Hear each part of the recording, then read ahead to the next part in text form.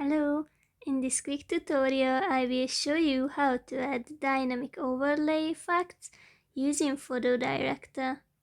We will use rainbow effect today, so when you open the app you will see this page, then click on Edit, choose your image and then click on Effects, Live, then choose overlays, and here you can find more types of rainbows. Choose one and then you can adjust it how fast it should be, and then click on the check mark and choose whether you would like to download it as a video or as an image.